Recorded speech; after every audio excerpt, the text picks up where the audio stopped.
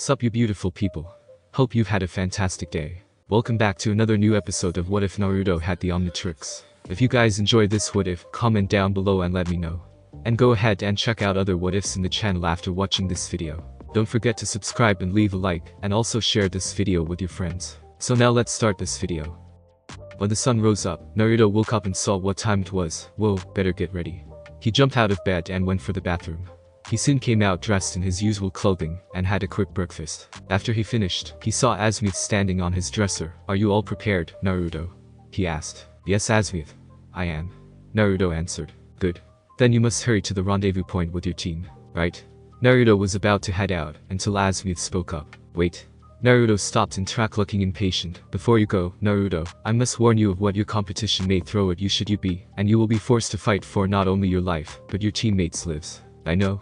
Naruto nodded. "Which is why I am now giving you permission to use the Omnitrix out in the open."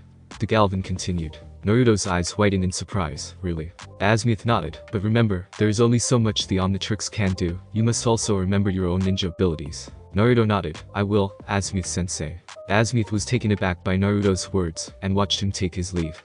He thought to himself, Azmuth-sensei has a nice ring to it. Later on, Naruto, his team, and all the other Chunin exam participants stood outside a dark thick forest blocked off by gates. Anko Mitarashi approached, and spoke up. "Welcome, challengers, to the Forest of Death. Here will be the setting for part 2 of the Chunin exams." Naruto looked deep into the forest, knowing it's the perfect setting for him to try out his aliens against any opponent who he may end up fighting. He was brought out of his thoughts as Anko explained things. "In that forest you and your squads will be pitted against your competition, but fighting will not be the only thing you will be doing in there." She pulled out 2 scrolls each labeled. Each squad will be given either a heaven scroll or an earth scroll. Your objective is obtain the scroll you do not have from any of your competition, before you can reach the building in the forest center point. Only there you will be allowed to open your scrolls. Open them before you have both scrolls or before you reach the tower, and let's just say you'll wish you didn't. She smirked, sending shivers up multiple spines. And a word of caution, this forest is home to many creatures, plants, and bugs that are both ferocious and deadly. One wrong move and you're dead, she continued. To top it off you have a certain time limit to this whole stage. This part of the exam lasts for about 5 days, and if you don't make it to the tower as a whole squad when the time is up, then your whole squad is out. Once each squad was given their scroll they were sent to a starting point and were permitted into the forest. Squad 7 stopped behind a tree, as Sasuke held out their earth scroll. He spoke to his team. "Okay, you guys, we need to find a heaven scroll, but we need to think this through." "What do you mean?" Sakura asked, until Naruto answered. "What Sasuke means is that if we want the scroll we're looking for we need to make sure we pick a team that actually has the scroll we're looking for," he explained, "and without knowing which one any of our competition has, we're more than likely to reach a few dead ends." "Make sense?" Sakura nodded in understanding. Sasuke suddenly felt something. "Get down." He pushed the 2 down, as kunai almost nailed the 3. "What the?" Naruto gasped, as they looked and saw 3 aim shinobi. "Rain ninja." Sakura noticed the headbands. "Give us your scroll," Bullet demanded. Naruto and Sasuke got up, as the blonde spoke. "You want it, you have to fight for it." "What pleasure," the second said, as the 3 went into battle against Naruto and Sasuke, while Sakura watched. Naruto summoned a shadow clone so that they'd be evened up. "I have to help them, but what can I do?" she thought, until she saw a big tree branch above them, and got an idea. When the real Naruto was knocked over to her, she spoke. "Naruto, I got a plan." She whispered it to him, and he smirked. "It'll work," he admitted, as he jumped back in to help Sasuke and his clone. "Sasuke, let's push them back." "What for?" Sasuke wondered. "Just follow me lead," he answered, as Sasuke had no time to argue and helped Naruto and his clone, enforcing the 3 shinobi back, until they were almost under the branch Sakura wanted them under. She tied an explosive tag to a kunai and threw it up as it pierced the branch. The note detonated and the branch detached from the tree, and landed right on the aim shinobi, crushing them. Sasuke saw what Sakura did and smiled proudly. "Good work, Sakura." Sakura smiled. "Arigato, Sasuke." Naruto, after dispelling his clone, approached the branch. "Now let's find out which scroll these guys have."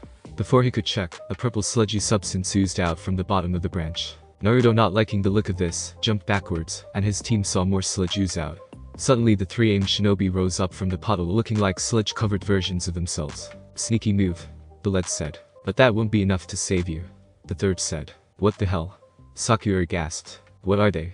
Sasuke asked in confusion. Naruto squinted his eyes, and answered, "Leno pants." His teammates looked at him in confusion. "Naruto, what are you talking about?" Sakura asked. "They're called Leno pants, or sludges for short," Naruto explained. The 3 Lenopans were curious, as the second spoke. "The fact you know our species must mean you have knowledge of alien life." Naruto answered a bit smugly, I know a bit. Alien life. Sakura asked Sasuke, who was just as confused. The lead sludge spoke, then you are the one we are looking for. Naruto's teammates looked at him in confusion, as he asked the lead, looking for. What do you want with me? You have something our employer requests and we will deliver it to him. The lead sludge explained. Naruto, what is he talking about? Sasuke asked. Naruto spoke up, I know what they're after. He rolled up his left sleeve and showed them the Omnitrix on his wrist, looking for this. Naruto's squad looked at the device in confusion, while the sludges looked pleased. Sakura spoke up, Naruto, what is that? The Omnitrix. The sludges answered for her. Naruto answered his teammate regardless of them already answering what they said. The lead ordered Naruto, give us the Omnitrix or suffer. Tough choice, Naruto pretended to ponder, while tapping his finger to his chin. I go with neither. He shouted. Then suffer. The lead declared. Sorry creeps, but it's hero time. Naruto activated the Omnitrix and slammed down onto it. In place of Naruto was his fire alien, Heapless. He declared. Sakura and Sasuke were lost for words, as Sasuke spoke up, Naruto, is it you? Heapless looked over at his team, yes, but now I'm called Heapless. Look out. Sakura called, as the sludge aliens launched sludge bombs at the fire alien. Heapless jumped back and spoke, nice try, but here's something from me. He conjured a fireball in both his palms and threw them at the sludge aliens that exploded upon contact. No way. Sasuke gasped at his use of fire. The three sludge aliens extended their sludge limbs to grab Heapless, only for the Pyro Knight to blast off the ground, and while airborne, launched a blast of fire at them, forcing them to back up. I got them on the run now. Heapless said, until he saw the three sludges started merging together into one big sludge creature. Disgusting. Sakura covered her mouth in disgust. And ugly too. Heapless added. We will have the Omnitrix. The sludge said in a combination of the three voices. It fired an onslaught of nut bombs at Heapless, who ran around to avoid the bombs while powering up his fire. When Sasuke and Sakura saw their teammate running right for the creature, they called out, Naruto. Heapless had thrust his arms forward and fired a huge blast of fire into the sludge alien, and suddenly started solidifying until it became a statue. Whoa. Sakura gasped, until she and Sasuke heard a timing sound, and Heapless was Naruto again. The two ran over to him and shook while demanding answers. Naruto managed to pry them off and spoke, look, guys, I'll explain everything, but right now we should go elsewhere before our little recent powwow draws the attention of someone else. Seeing he had a point, the squad went elsewhere, leaving the sludge statue. The three had taken cover by a bush patch that was clear of enemies. Seeing no one would disturb them now, Sasuke was the first to speak. Alright, Naruto, tell us what happened back there. Yeah, what did you do? Sakura inquired. I transformed into an alien. He answered bluntly. Aliens, are you for real?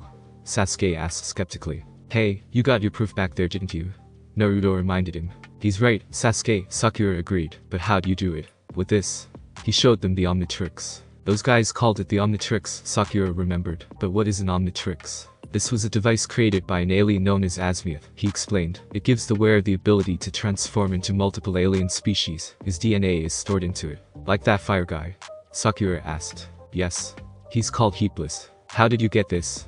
Sasuke inspected the watch. The creator Azmuth came to me and chose me as the Omnitrix's new wielder. Why choose you? Sakura asked in confusion. Naruto could tell her question had a hint of doubt in him. Apparently, I remind him of the last user.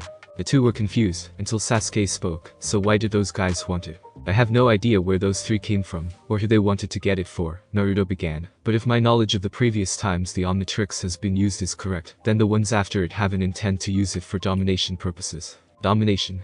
Sakura wondered. That's right. In the wrong hands this thing could cause chaos for our home if not the entire ninja land. Sasuke rolled his eyes. Figures we get dragged into a mess brought on by you. Naruto frowned. Hey, you can't blame me for what happened.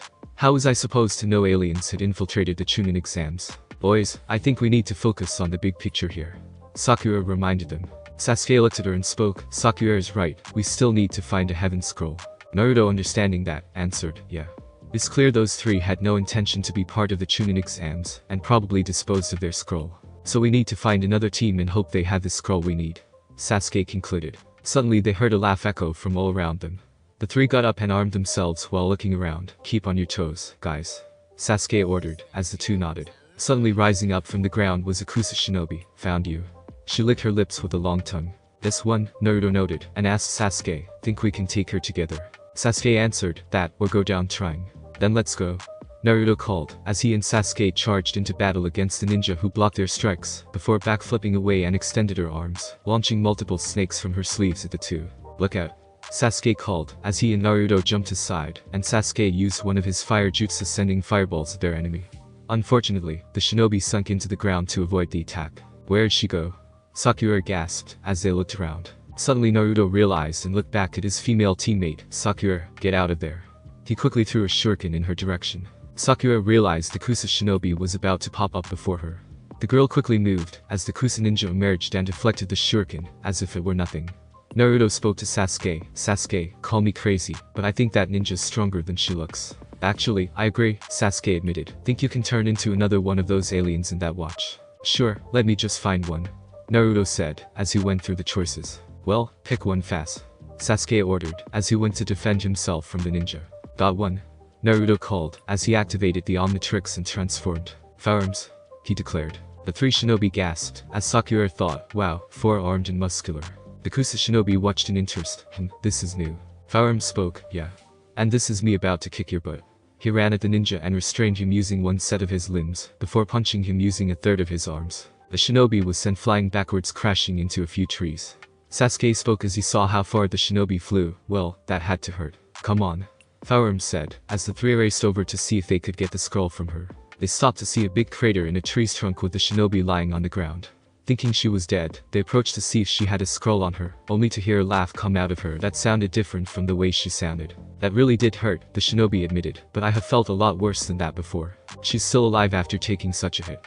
Sakura gasped, as they backed away. The ninja got up to reveal a side of her face was torn off to reveal white skin and a yellow snake-like eye. The shinobi ripped the rest of the fake skin off, exposing its true face, and was a man. Nice to meet you three. I am Orochimaru. Suddenly the three tensed up as they felt the killer intent he was emitting off him was more severe than the last powerful shinobi they fought named Zabuza. Orochimaru smirked as he formed hand signs and suddenly stretched his neck out, aiming right for Sasuke. Firearms quickly snapped out of it and grabbed the head before he could try and sink his teeth into Sasuke. Sasuke and Sakura quickly snapped out of it as they saw Firearms swing their enemy around by his stretched neck, knocking his body into multiple trees, causing them to topple. Firearms started thrashing Orochimaru by slamming him into the ground right from left. Firearms then felt the Omnitrix about to time out, so he had to make his last move count. He used all the strength in all four of his arms, and threw the ninja, sending him flying halfway across the forest, before he became Naruto again. That was close. Naruto panted. Why was he suddenly about to go after you, Sasuke? Sakura asked him. I don't know, but that guy was bad news. No kidding. Naruto agreed. Where do you think he landed? Sakura asked him. Hopefully far away from us as possible. Naruto answered. Sasuke panted. I think we've done enough for one day. We need to find shelter. Sakura spoke. Right. It'll be dark soon. Then let's get out of here. Naruto said, as the three went to find cover. Elsewhere on the ground in another part of the forest, Orochimaru crawled out of the crater before groaning. Suddenly his mouth opened up, and climbing out from it was Orochimaru, looking new and improved. It appears my plan has hit a snag, but no matter, I will have the Uchiha boy brought to me one way or another. I'll let my subordinates handle that. Right now, I better check in on other matters. He sunk into the ground. When nighttime came, Naruto, Sasuke, and Sakura made camp inside a large tree trunk. They sat around a small fire, hoping to not attract too much attention. As Naruto spoke, Day 1, and so far we've run into sludge aliens and this snake shinobi. And we haven't found the scroll we're looking for. Sasuke put in, feeling disappointed. We'll just have to search again tomorrow. We still have at least 4 days. Sakura said, trying to brighten them up. Right, Sasuke agreed, so we better not waste any time tomorrow. It's gonna be a long night, we better get some sleep. Naruto suggested with a yawn. Hold it, Sasuke interrupted him. We can't be careless, especially at night. We need to keep lookout in case enemies show up. How should we do it?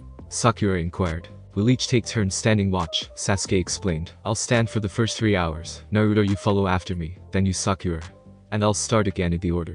Naruto and Sakura nodded in agreement until they decided to get their first few hours of sleep, as Sasuke took first watch. Meanwhile, far above the planet in a spaceship, sat the figure the three sledges converse with the night before the second stage of the Chunin exams. He looked at his monitor and saw the three sledges being defeated by Heatless. He growled, those three incompetent fools have failed me. But no matter, I still have other means of obtaining the Omnitrix, he said, until he heard an airlock opened. Ah, so you made it. He heard a series of grumble sounds coming from whoever entered. He spun around in his command chair and saw an armored figure standing in the shadows. I've heard you are one of the greatest hunters in this side of the galaxy. Even more than that old fool Kyber was. He received more mumbling sounds from the figure. Good, because I need you to retrieve the Omnitrix. Do this and I promise you a reward greater than you've ever gained. Can you do that? The figure held its hands up, as they suddenly turned into blasters. Good. Now go and get yourself ready, because tomorrow head will roll.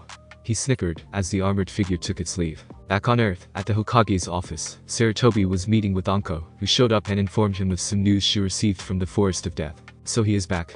Sarutobi feared. Yes. Anko sighed as she felt a spot on her neck. This is most serious. The Hokage sighed. What should we do? Anko inquired. I'm afraid for now we'll have to wait and see what happens. The Hokage answered, while feeling it's not his best option. For your sakes, that better be the right choice.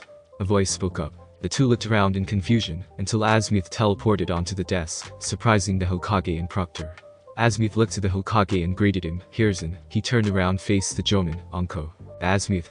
Anko gasped. Sarutobi spoke up in confusion. What are you doing here? Azmuth looked back at the old man with a serious look. We need to talk. After Azmuth's claim to talk with Hiruzen and Anko, the Kage spoke. Forgive me, Azmuth, but it's been so long. Indeed, Azmuth agreed. Not since the last war. He looked back at Anko. You've grown up, Anko, but you still have the demeanor of a child with these outrageous stunts of yours. Anko, knowing what he meant by that, smiled sheepishly, while pressing the tips of her index fingers together. Well, you know. Hiruzen decided to get back to the matter at hand. Azmuth, why are you here? Because the Chunin exams is being infiltrated by enemies. The Galvan explained. We know. Anko answered. Then you know of the Leopans in the force? Azmuth inquired. Leopans? Hiruzen asked. I didn't know about this. Neither did I, Anko admitted, feeling just as shocked. So how did you know, Azmuth? You forget, Anko, who you're talking to. Azmuth questioned her. I have eyes all over the ninja land. But if you're not referring to the Leopans, then who are you referring to? Anko sighed. I'm afraid my former sensei has returned to the village. Azmuth gasped, before his eyes narrowed. So, Orochimaru's at it again. He turned to Hiruzen. I told you that you should have finished him when you had the chance. Hiruzen looked down in guilt. I know. I've repeated that to myself countless times. Azmuth sighed. Well, the past is in the past now. So I assume Orochimaru has come for the remaining Uchiha boy. Yes. Anko answered. Has he been? Azmuth asked, before Anko replied. No, he failed to mark Sasuke like he did to me. Did he say how he failed? Azmuth crossed his arms, as if already having an answer. He was also faced with a very strong opponent was all he could say. The woman explained. Naruto. Azmuth deduced. Naruto. Hiruzen and Anko asked in confusion. The Hokage spoke up. What does Naruto have to do with this? Azmuth looked up at the old man, because those Leopans that were in the forest were after Naruto, or more specifically what he is now in possession of. What could he have that they would be after? Hiruzen asked, knowing it couldn't truly be the Kyuubi. You're the professor, Hiruzen, think. Azmuth replied. Hiruzen pondered some more, until all the pieces came together. Azmuth, did you? Azmuth nodded. Yes. I gave it to Naruto. But why?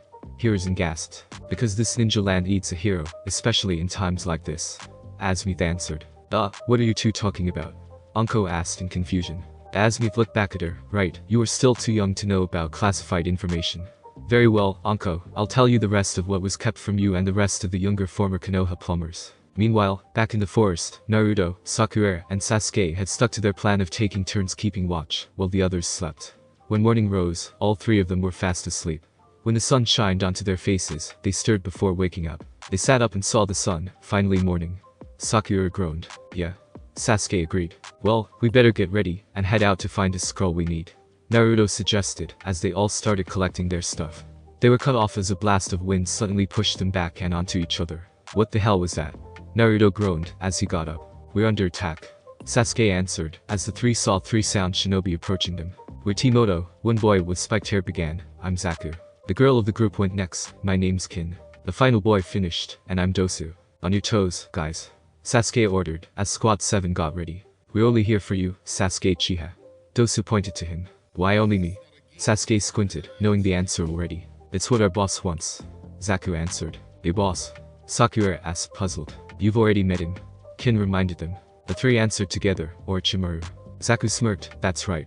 And now he wants us to deliver the Uchiha boy to him personally. Naruto took a step forward before his team ready to use his Shadow Clone Jutsu. You want him, then you gotta go through me. Don't make us laugh. Dosu answered, unamused. I'm not aiming to.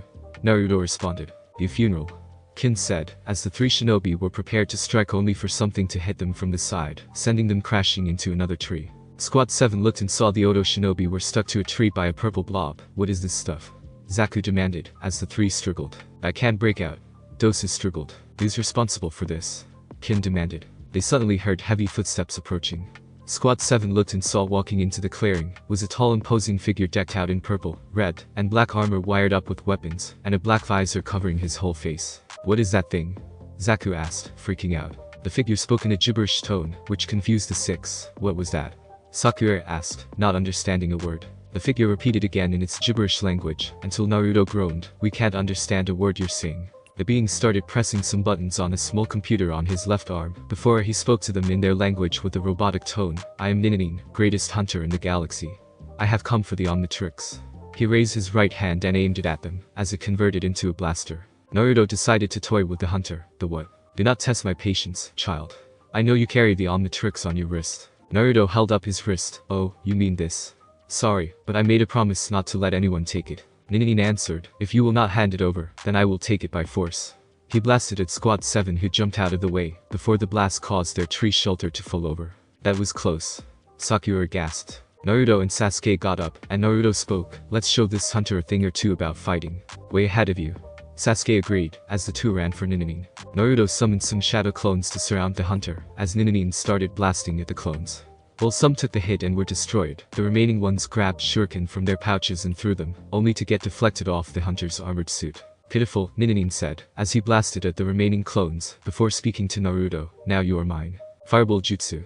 Sasuke called from behind Ninin, as the hunter turned and got engulfed by flames. You got him.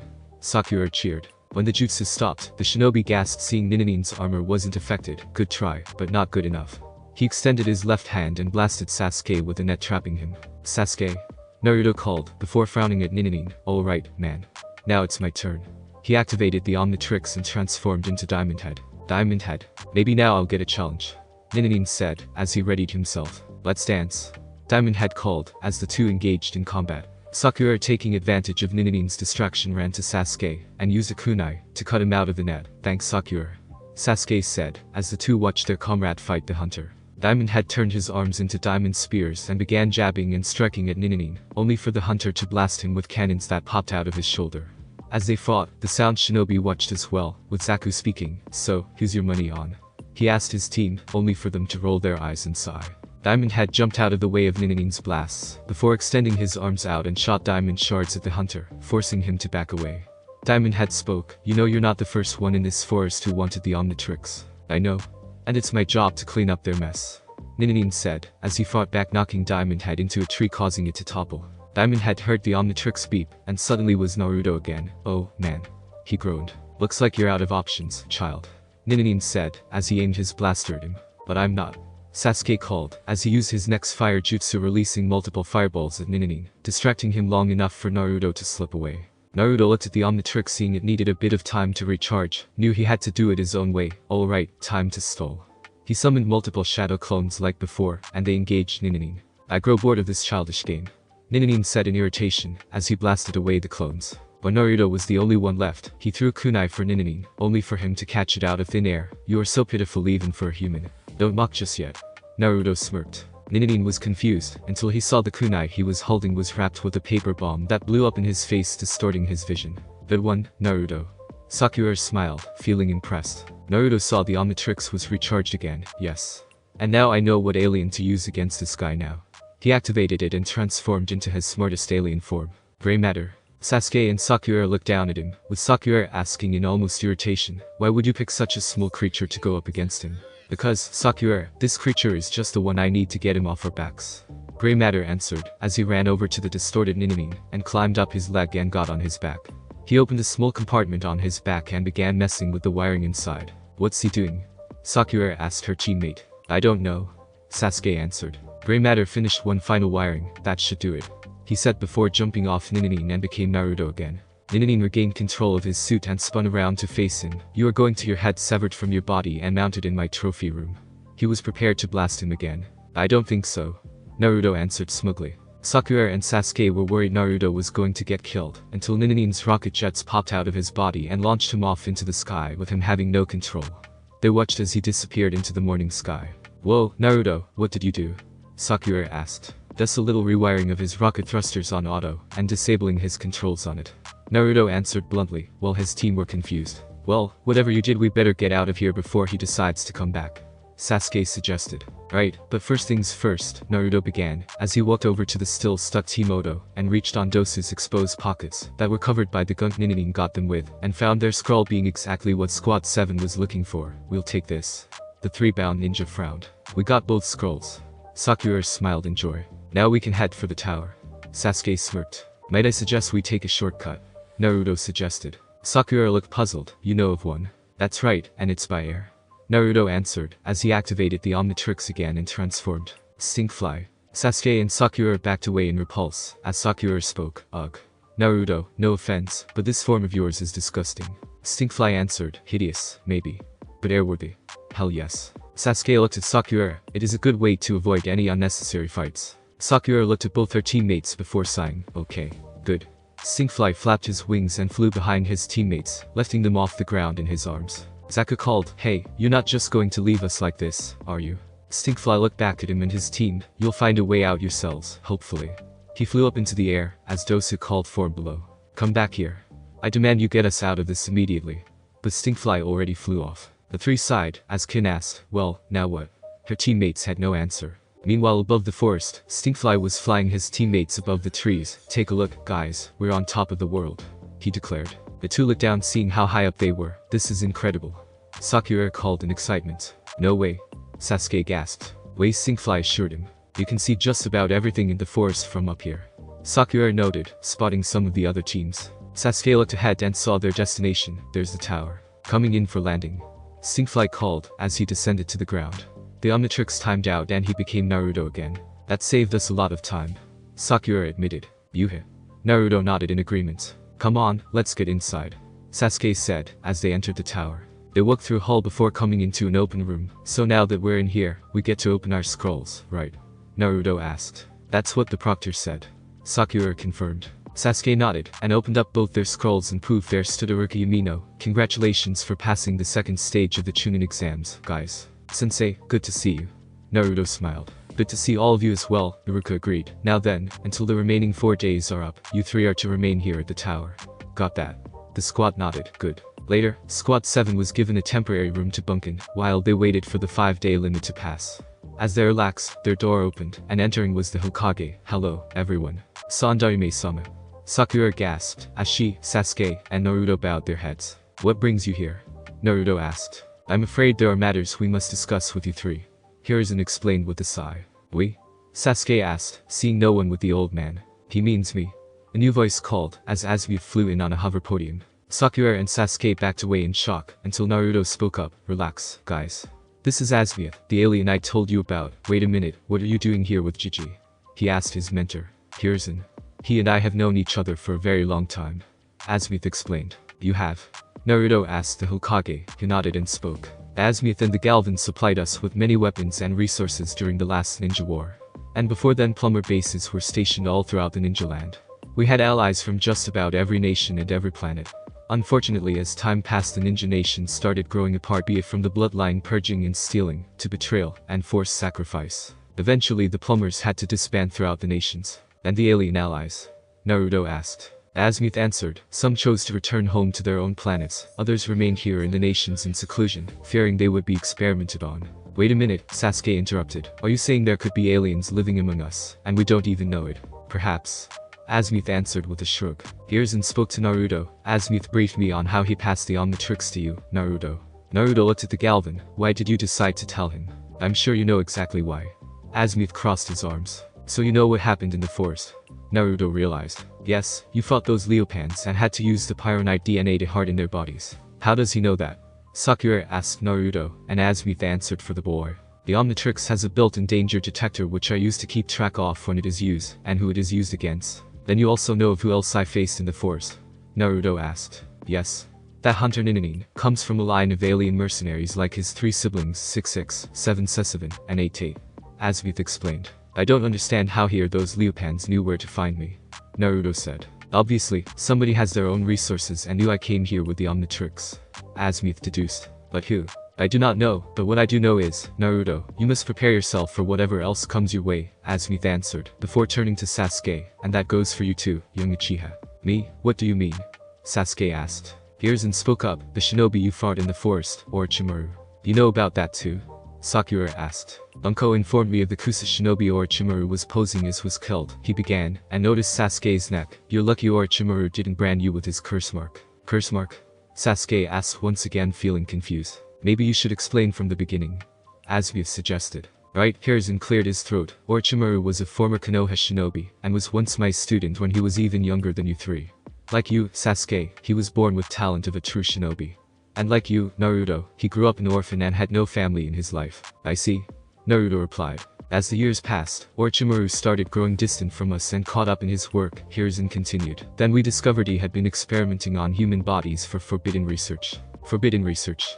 Sakura asked, what do you mean? Orochimaru had an obsession with learning all the world's jutsu, and experimented on humans to know everything. Hiruzen explained. How horrible. Sakura gasped. That's twisted. Naruto added in disbelief. Indeed. Azmuth agreed. When we caught him he eluded us, and I failed to bring him to justice. Hiruzen said in guilt. So why did he come back and after me?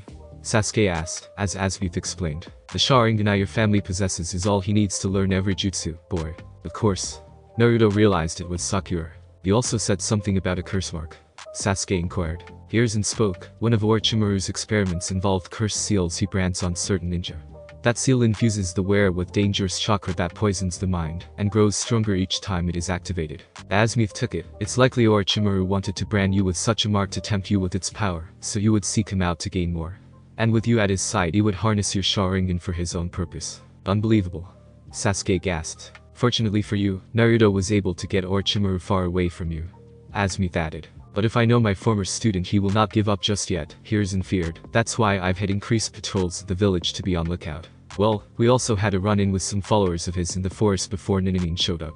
Naruto explained. Ah, yes, Zaku, Kin, and Dosu, Azmuth began. Much to Squad 7's concern, you won't have to worry about them. I had some of my Galvan guards capture them and brought them in for questioning. If they know anything about Orochimaru we will find it. At least we don't have to worry about running into them again. Sakura sighed in relief. But there's still the issue of Orochimaru and Ninanin. Naruto noted. Correct, but for now you three should rest up. You've earned it. Hiruzen said. Right now, Azmuth and I have more to discuss. Until then. Azmuth said, as he and the Hokage left the room. Naruto turned to his squad. They're right, we have earned this rest. The two nodded, and decided to relax. Meanwhile back up in space inside the spaceship, Ninanin was kneeling before his employer. As said employer spoke, was that all a joke out there? He asked rhetorically. Did I hire some mediocre comedian? I give you a simple task and you come back empty-handed. He bellowed. My apologies, master. The boy and his allies were resourceful. I underestimated them, but next time I shall not. He promised. See to it, you don't. Now leave me. He ordered, as Ninanin took his leave. The employer stood up and walked into the light, revealing to have been a Chimera sui generis, who looked about age 20 by human standards. His attire included black metal boots, black torso armor, and black gauntlets that went up to his elbows. He walked down from his command chair, and up to a wall of his chamber. He pressed a button in a hidden compartment, and revealed a hidden memorial in dedication to none other than Vilgax the Conqueror. He spoke to the picture of the former tyrant. I promise you great-grandfather, the Omnitrix will be obtained in honor of you. I your great-grandson, Valmark, swear on it. He bowed to his ancestor's shrine, as the picture of Vilgax looked as if he himself was looking down upon his great-grandson with expectations. Thanks for listening. I do hope you enjoyed. If you want the next part of this video, like, subscribe and comment down below, and turn on the bell notification. And also check out other videos that I have created and enjoy. See you in the next video. Peace.